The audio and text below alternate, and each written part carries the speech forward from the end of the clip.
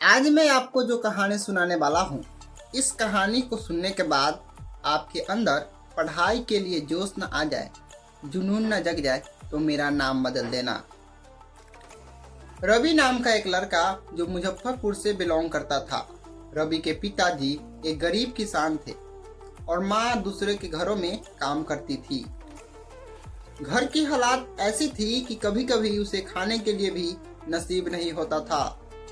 लेकिन रवि के मन में एक ही सपना था कि वह बीपीएससी द्वारा एक शिक्षक बने। रवि बचपन से ही पढ़ने में बहुत तेज था, लेकिन उसके पास न पढ़ने के लिए अच्छी किताबें थी और न कोचिंग जाने के लिए कोचिंग की फीस। रवि ने गांव गांव घूमकर दूसरे के बच्चों को ट्यूशन पढ़ाया और उससे अपनी कोचिंग की फीस भरी। और इसी प्रकार वह सन 2019 में मैट्रिक की परीक्षा दी और अच्छे अंकों से पास किया।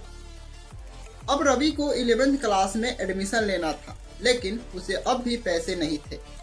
उसने पहले की तरह ही गांव-गांव में जाकर ट्यूशन पढ़ाया और कुछ समय बाद 11वीं क्लास में एडमिशन लिया। चूंकि रवि के पिताजी किसान थे, तो रवि सुबह में ट्यूशन पढ़ाता, दोपहर में खेतों में पिताजी के साथ काम करता और रात में अपनी पढ़ाई पूरी करता। यही उसकी रोज की दिनचर्या थी। समय बीतता गया और इसी हालात में सन 2021 में उसने इंटर की परीक्षा। चूंकि रवि मैट्रिक और इंटर में अच्छे अंकों से पास किया था, जिसके कारण टीचर ट्रेनिंग कोर्स डीएलएड में उसका नामांकन हो गया। 2 साल तक 2021 से 2023 तक उसने डीएलएड की पढ़ाई की। सन 2023 में डीएलएड का एग्जाम हुआ और इसमें भी उसने अच्छी अंकों से पास किया।